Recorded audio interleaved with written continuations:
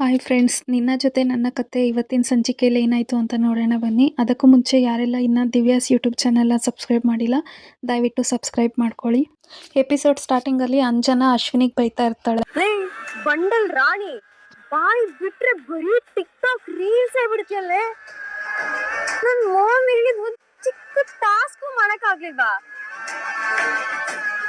ಇನ್ನು ಅಜ್ಜಿ ಜೊತೆ ನನ್ ಮದುವೆ ಬೇರೆ ಮಾಡಿಸ್ತೀನಿ ಅಂತ ಏನ್ ಸಿನಿಮಾ ತೋರಿಸ್ತಿದ್ಯಾ? ನಿನ್ ಮಾತ್ ಕಟ್ಕೊಂಡು ನನ್ ಬರ್ಬಾದ್ ಆಗೋದೆ. Useless you are. Baby calm down. ಈಗ ಅದಕ್ಕಲ್ಲ ಸಮಯ. ಆ ಭೂಮಿ ಹತ್ರ ನನ್ನ ನೆಕ್ಲೆಸ್ ಇದ್ದಷ್ಟು ಹೊತ್ತು ನಮಗ್ ಡೇಂಜರೇ. ಅವಳದವಳು ನೆನ್ನೆಯಿಂದ ಟ್ರೈ ಮಾಡ್ತಿದ್ದೀನಿ. ಆ ನೆಕ್ಲೆಸ್ ನನ್ನ ಕೈ ಕೊಡ್ತಾನೆ ಇಲ್ವಲ್ಲ. ಆ ನೆಕ್ಲೆಸ್ ಇಟ್ಕೊಂಡು ನೀನ್ ಹೆತ್ತವನ್ನ ಹೇಗಾದ್ರೂ ಮಾಡಿ ಪತ್ತೆ ಹಚ್ತೀನಿ ಅಂತ ಎಷ್ಟು ಹೂಸಿ ಹೊಡೆದ್ರು ಇನ್ನೂ ಆ ನೆಕ್ಲೆಸ್ ನನ್ನ ಕೈಗೆ ಹಾಕ್ಲಿಲ್ಲ. ಈಗ ಏನ್ ಗೊತ್ತಾ, ಆದಷ್ಟು ಬೇಗ ಆ ನೆಕ್ಲೆಸ್ ನ ಹೇಗ್ ನಾವು ಪಡ್ಕೋಬೇಕು ಅಂತ ಪ್ಲಾನ್ ಮಾಡ್ಬೇಕು.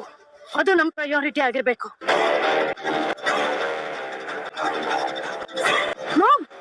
ಮಾಮ್ ಡೋಂಟ್ ವರಿ ಮಾಮ್, ನಿನ್ ನೆಕ್ಲೆಸ್ ನ ನಾನ್ ಸಿಂಕ್ ಮಾಡ್ತೀನಿ. ನೀನಾ? Mom of course. ಭೂಮಿ ಮತ್ತೆ ಅಜಿತ್ತು ಸ್ಟೇಷನ್ ಅಂತ ಹೊರಟಾಗ ನಾನು ಅವ್ರ ರೂಮಿಗೆ ಹೋಗಿ ನೀಟಾಗಿ ಸಿಂಕ್ ಮಾಡ್ಕೊಂಡ್ ಬರ್ತೀನಿ. 1000 ಸಲ ಹೇಳಿದೀನಿ ಡ್ಯೂಟಿಗೆ ಹೋಗ್ಬೇಕಾದ್ರೆ ಲೇಟ್ ಮಾಡ್ಬೇಡ ಅಂತ. ಒಂದು ದಿನ ಕರೆಕ್ಟ್ ಟೈಮ್ ರೆಡಿ ಆಗ್ಬಿಟ್ರೆ ನಿನ್ಗೆ.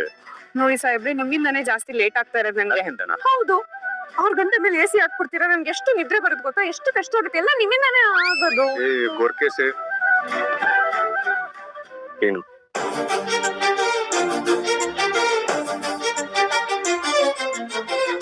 ಚಿನ್ನ ಅಲ್ಲ, ನೀನು ಟಿ ಹೋಗ್ತಿರೋದು ಗೊತ್ತು, ಆದ್ರೆ ಈ ತರ ಐರನ್ ಇಲ್ದಿರೋ ಸೀರೆ ಉಟ್ಕೊಂಡು ಹೋದ್ರೆ ಹೇಗೆ? ನನ್ಗೆ ಇವತ್ತು ಸ್ಟೇಷನ್ ಲೇಟ್ ಆದ್ರೂ ಪರವಾಗಿಲ್ಲ, ಸೀರೆ ಐರನ್ ಮಾಡ್ಕೊಡ್ತೀನಿ, ನಡಿ.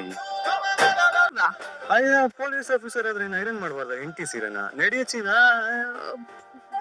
ಏನೋ ಸಾಹೇಬ್ರೆ, ಒಂದ್ ನಿಮಿಷ ಇರಿ, ನಾನು ಬಂದೆ. ಕಾಫಿ ಕೊಟ್ಟಾ? ನೀನ್ ನನ್ ಹೆಂಡತಿ ಅಲ್ವಾ, ಬಿಡು, ಆ ತರದೆಲ್ಲ ಚೆನ್ನಾಗಿ ಮಾಡ್ತೀಯ.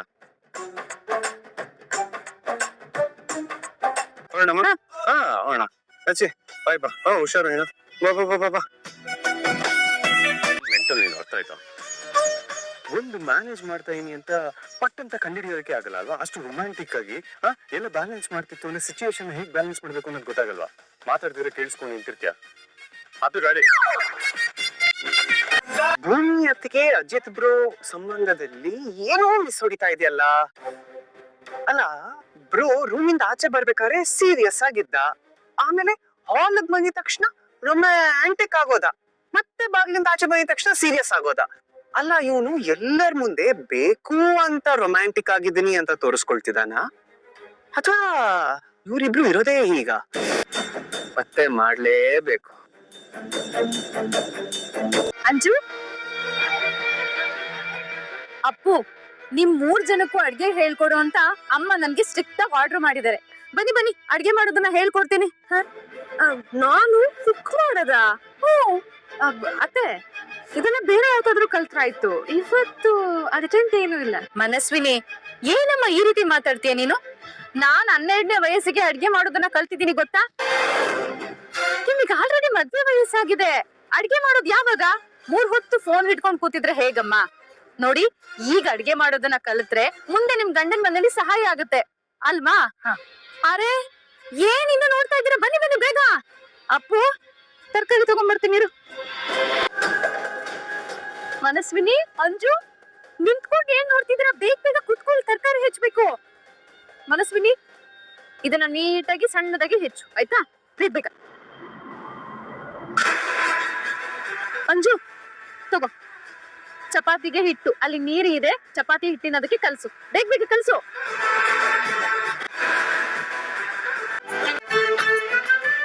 ಅಂಜು, ಏನ್ ನೋಡ್ತಿದ್ಯಮ್ಮ? ಬೇಗ ಕಲ್ಸು. ದೇವಯಾನಿ, ನಿನ್ ಮಗ್ಳಿಗೆ ಸ್ವಲ್ಪ ಹೇಳು. ಯಾವ ಕಾಲದಲ್ಲೂ ಈ ಫುಡ್ ಆಪ್ ಅಲ್ಲಿ ಫುಡ್ ಆರ್ಡರ್ ಮಾಡಿದ್ರೆ 2 ಮಿನಿಟ್ಸ್ ಅಲ್ಲಿ ಫುಡ್ ಬರುತ್ತೆ. ಅದು ಬಿಸಿಯಾಗಿರುತ್ತೆ. ನಮ್ಗೆ ಏನ್ ಬೇಕಾದ್ರೂ ಆರ್ಡರ್ ಮಾಡ್ಕೊಂಡು ತಿನ್ಬೋದು. ಅದನ್ ಬಿಟ್ಟು ಪಾಪ ಇವ್ರ ಕೆಲಸ ಮಾಡಿಸ್ತಿದ್ಯಲ್ಲ. ಹೊರಗಿನ ಊಟ ಎಷ್ಟೇ ತಿಂದ್ರೂ ಮನೆ ಊಟನೇ ಮೃಷ್ಟಾನ್ನ ಭೋಜನ, ತಿಳ್ಕೊ. ಹೌದು ಕಣೆ ಅಪ್ಪು, ನಾವು ಮನೇಲಿ ನಮ್ಮವ್ರಿಗೋಸ್ಕರ ಮಾಡೋ ಅಡ್ಗೆನ ತುಂಬಾ ಪ್ರೀತಿಯಿಂದ ಮಾಡಿರ್ತೀವಿ. ಜೊತೆಗೆ ಒಳ್ಳೆ ತರಕಾರಿನ ಚೆನ್ನಾಗಿ ತೊಳೆದು ಅಡ್ಗೆ ಮಾಡ್ತೀವಿ ತಾನೆ. ಅದೇ ನೀವು ಹೊರಗಡೆಯಿಂದ ಊಟ ತರಿಸ್ತಿರಲ್ಲ, ಅದನ್ನ ಇಷ್ಟು ಚೆನ್ನಾಗಿ ನಿಮ್ಗೋಸ್ಕರ ಪ್ರೀತಿಯಿಂದ ಮಾಡ್ಕೊಟ್ಟಿರ್ತಾರಾ ಹೇಳು? ನಿಮ್ ಮೊದ್ಲಿಂದಾನು ಮನೆ ಅಡಿಗೆ ಕೆಲ್ಸ ಇದೆಲ್ಲ ಮಾಡ್ದೇನೆ ಸೋಮಾರಿಗಳು ಆಗೋಗ್ಬಿಟ್ಟಿದೀರ. ಈಗ ಆರ್ಡರ್ ಕೊಟ್ಟು ಊಟ ತರ್ಸೋದ್ ಬಂದ್ಮೇಲಂತೂ ಕೇಳೋದೇ ಬೇಡ, 3 ಹೊತ್ತು ಅದೇ ಬೇಕು.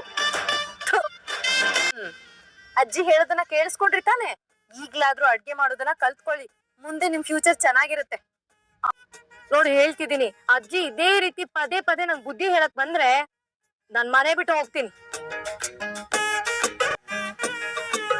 ಬಯ್ಯಪ್ಪ ಅತ್ತೆ, ನಾನ್ ಹಿಟ್ಟು ಕಲ್ಸಿದಾಯ್ತು, ಇವತ್ತಿಗೆ ಇಷ್ಟು ಬೇಕಾದಷ್ಟು ನಾ ಹೋಗ್ತೀನಿ ಪ್ಲೀಸ್. ಅತ್ತೆ ನನ್ ಕೆಲ್ಸನೂ ಮುಗೀತು. ಅಯ್ಯೋ ಏನ್ ಹುಡ್ಗಿರೋ ಏನೋ, ನಾ ಮಾಡೋ ಕೆಲ್ಸದಲ್ಲಿ ಅರ್ಧ ಕೆಲ್ಸ ಮಾಡೋ ಶಕ್ತಿನೂ ಇಲ್ಲ ಇವ್ರಿಗೆ. ಇನ್ನು ತಾಳ್ಮೆ ಅಂತೂ ದೇವ್ರೇ ಗತಿ, ಒಂದ್ ಚೂರು ಇಲ್ಲ. ಸದ್ಯ ನಾನ್ ಹೇಳ್ದೆ ಅಂತ ಇಷ್ಟು ಮಾಡಿದ್ರಲ್ಲ, ಅದೇ ನನ್ ಪುಣ್ಯ. ಖುಷೂ ವಿಶಲ್ ಕೂಗ್ತಲಪ್ಪ. ಪಲ್ಲವಿ, ಹೋಗ್ಬಿಟ್ಟು ಮೊದ್ಲು ನನ್ ರೂಮ್ ಕ್ಲೀನ್ ಮಾಡು ಹೋಗು. ಇಲ್ಲಿ ಮುಗ್ದಿದೆ ನಿಮ್ ರೂಮಿಗೆ ಹೋಗ್ತೇನೆ ಅಮ್ಮವ್ರೆ. ಸಂಗೀತ ಅಮ್ಮಂಗೆ ಮೊದ್ಲು ಅಜಿತ್ ಅಣ್ಣನ್ ರೂಮ್ ನ ಕ್ಲೀನ್ ಮಾಡ್ಬೇಕು, ಅವಾಗ್ಲೇ ಅವ್ರಿಗೆ ಸಮಾಧಾನ. ಇಲ್ದಿದ್ರೆ ಸುಮ್ನೆ ನಾನ್ ಬಯಸ್ಕೋಬೇಕಾಗತ್ತೆ. ಈ ರೂಮ್ 10 ನಿಮಿಷ, ಆಮೇಲೆ ನಿಮ್ ರೂಮ್ಗೆ ಹೋಗ್ತೀನಿ. ಮೇಡಮ್ ಆಯ್ತು. ಭೂಮಿ, ಆ ದೇವಸ್ಥಾನದ ಬೀದಿಲಿ ಸಾಕ್ಷಿ ಟೀಚರ್ ಅಮ್ಮ ಅವರಲ್ಲ, ಅವ್ರಿಗೆ ನಾಳೆ ಸಾಯಂಕಾಲ ತಿನ್ನೋದ್ ಕಜ್ಜಾಯ ಬೇಕು ಅಂತ ಆರ್ಡರ್ ಮಾಡಿದ್ರು ಭೂಮಿ. ನಾನು ಆಯ್ತು ತಂದು ಕೊಡ್ತೀವಿ ಅಂತ ಹೇಳ್ದೆ. ಸರಿ ಅಕ್ಕ.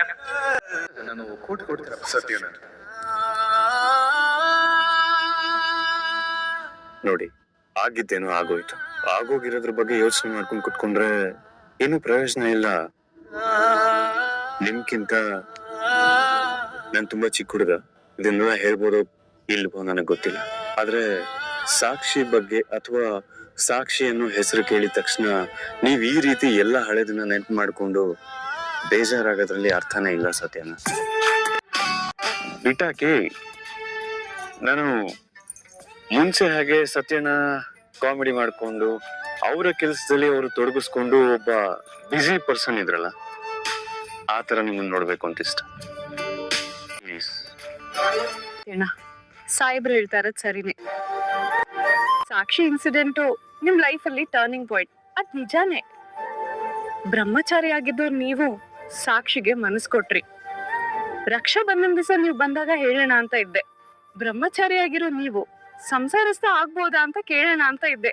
ಹಾಗೆ ಅದೇ ನೀವ್ ನನಗ್ ಕೊಡೋ ಉಡುಗೊರೆ ಅಂತಾನು ಅನ್ಕೊಂಡಿದ್ದೆ. ಆ ದೇವ್ರೆ ಸಾಕ್ಷಿ ರೂಪದಲ್ಲಿ ಬಂದು ನಿಮ್ ಮನ್ಸಲ್ಲಿ ಪ್ರೀತಿ ಮೂಡ್ಸಿದಾನೆ. ಆ ರಾಣ ಮಗಳು ಫ್ರಾಡ್, ಸತ್ಯಣ್ಣಂಗೆ ಒಂದ್ ಚಲ್ಲ ಅಂತ ನನ್ನ ಅಭಿಪ್ರಾಯ. ಸತ್ಯಣ್ಣ, ನಿಮ್ಗೆ ತುಂಬಾ ತುಂಬಾ ಒಳ್ಳೆ ಹುಡುಗಿ ಸಿಗ್ತಾರೆ ಸತ್ಯಣ್ಣ. You deserve a better person. ಸರಿ, ನಿಮಗೆ ಒಬ್ಳು ಒಳ್ಳೆ ಹುಡುಗಿನ ಹುಡ್ಕೋ ಜವಾಬ್ದಾರಿ ನಂದು, ಓಕೆನಾ? ಅದು ನೀನ್ ಹೇಳಿದಷ್ಟು ಸುಲಭ ಅಂತ ನಿನಗನ್ಸತ್ತಾ? ಹೌದು, ನೀವು ಮನ್ಸ್ ಮಾಡ್ಬೇಕಷ್ಟೆ. ಮನ್ಸ್ ಮಾಡ್ಬೇಕು. ಹಾಗಿದ್ರೆ ಅಜಿತ, ನೀನು ಒಂದ್ ಮನ್ಸ್ ಮಾಡು. ಸಾಹಿತ್ಯನ ಸಂಪೂರ್ಣ ಮರೆತು ಭೂಮಿನೇ ನೀನ್ ಹೆಂಡತಿ ಅಂತ ಒಪ್ಕೋತೀಯ? ಅವ್ರ ಜೊತೆಗೆ ಜೀವನ ಪೂರ್ತಿ ಬಾಳ್ತೀಯ ನೀನು? ಸಾಹಿತ್ಯ ಬೇರೆ, ಸಾಕ್ಷಿ ಬೇರೆ ಸತ್ಯಣ್ಣ. ಎರಡಕ್ಕೂ ಕಂಪ್ಯಾರಿಸನ್ ಸರಿ ಇಲ್ಲ ಸತ್ಯಣ್ಣ. ಅಂದ ಹಾಗೆ ಭೂಮಿನ ನಾನು 1 ವರ್ಷದ ಮಟ್ಟಿಗೆ ಕಾಂಟ್ಯಾಕ್ಟ್ ಮದುವೆ ಆಗಿರೋದು ನೆನ್ಪಿದೆ ಅಲ್ವಾ? ಅಜಿತ, ಈ ಕಾಂಟ್ರಾಕ್ಟು ಒಪ್ಪಂದ ಇದೆಲ್ಲ ಮರ್ತು ಬಿಡವು. ಅದು ನಮ್ಮ 4 ಜನಗಳ ಮಧ್ಯ ನಡೆದಿದ್ದು. ಅದು ಅಧಿಕೃತನೋ ಔಪಚಾರಿಕವೋ ಏನೋ ಒಂದು, ಅದೆಲ್ಲ ಮರ್ತು ಬಿಡು. ಈಗ ನೀನ್ ಹೇಳು, ಭೂಮಿ ಜೀವನ ಪರ್ಯಂತ ನಿನ್ನ ಹೆಂಡತಿಯಾಗಿ ಮುಂದುವರಿತೀನಿ ಅಂದ್ರೆ ನೀನು ಒಪ್ಕೋತೀಯ? ಒಂದ್ ನಿಮಿಷ ಭೂಮಿ, ನೀನ್ ಹೇಳು. ಸಾಹಿತ್ಯ ನಿನ್ನ ಮೊದಲ ಪ್ರೀತಿ. ಅವಳನ್ನ ಸಂಪೂರ್ಣ ಮರೆತು ಅವಳ ಜೊತೆಗಿದ್ದ ಎಲ್ಲಾ ಸುಂದರ ಗಳಿಗೆಗಳನ್ನೆಲ್ಲ ಮರ್ತು ಭೂಮಿನ ಈಗ ನೀನು ಹೆಂಡತಿ ಅಂತ ಒಪ್ಕೋತ್ಯ ಅಷ್ಟೇ ಹೇಳು. ನನಗೂ ಹಾಗೆ ಕಣ. ನೀನ್ ಯಾವತ್ತು ಸಾಹಿತ್ಯನ ಸಂಪೂರ್ಣ ಮರ್ತು ಭೂಮಿನ ಹೆಂಡತಿ ಅಂತ ಒಪ್ಕೋತಿಯೋ ಆ ಕ್ಷಣಕ್ಕೆ ನಾನು ಸಾಕ್ಷಿನ ಮರಿತೀನಿ. ಸತ್ಯಣ್ಣ, ಅವಳ ಅನುಕೂಲಕ್ಕೆ ನಿಮ್ಮನ್ನ ಯೂಸ್ ಮಾಡ್ಕೊಂಡ್ಲಲ್ಲ, ಆ ಸಾಕ್ಷಿ ಬೇರೆ, ನನ್ನ ಸಾಹಿತ್ಯ ಬೇರೆ. ಇಬ್ರಿಗೂ ಕಂಪ್ಯಾರಿಸನ್ ಇಲ್ಲ ಸತ್ಯಣ್ಣ, ದಯವಿಟ್ಟು ಅರ್ಥ ಮಾಡ್ಕೊಳ್ಳಿ. ಮೊದಲ ಪ್ರೀತಿ ಆದ್ರೆ ಸಾಕ್ಷಿ ನನ್ನ ಮೊದಲ ಪ್ರೀತಿ. ಅವಳು ನನ್ನ ನಿಜವಾಗ್ಲೂ ಪ್ರೀತಿ ಮಾಡಿದ್ಲೋ ಇಲ್ವೋ ಗೊತ್ತಿಲ್ಲ, ಆದ್ರೆ ನಾನು ಮಾತ್ರ ಪ್ರಾಮಾಣಿಕವಾಗಿ ಪ್ರೀತಿಸ್ದೆ. ಅದಕ್ಕೂ ಹೆಚ್ಚಾಗಿ ಅವಳನ್ನ ಗೌರವಿಸ್ದೆ. ಹಾಗಾಗಿ ನನಗೂ ಮರೆಯೋದು ಸ್ವಲ್ಪ ಕಷ್ಟ ಆಗುತ್ತೆ ಕಣ. ದಕ್ಷ ಪೊಲೀಸ್ ಕಾನ್ಸ್ಟೇಬಲ್ ಹೌದಾ ಸಾಹೇಬ್ರೆ? ಇಲ್ಲಿಗೆ ಈ ಎಪಿಸೋಡ್ ಮುಕ್ತಾಯ ಆಗುತ್ತೆ. ಇನ್ನು ಯಾರೆಲ್ಲ ನನ್ನ ಚಾನೆಲ್ನ ಸಬ್ಸ್ಕ್ರೈಬ್ ಮಾಡಿಲ್ಲ ದಯವಿಟ್ಟು ಸಬ್ಸ್ಕ್ರೈಬ್ ಮಾಡಿ. ವಿಡಿಯೋ ನೋಡಿದ್ದಕ್ಕಾಗಿ ಧನ್ಯವಾದಗಳು.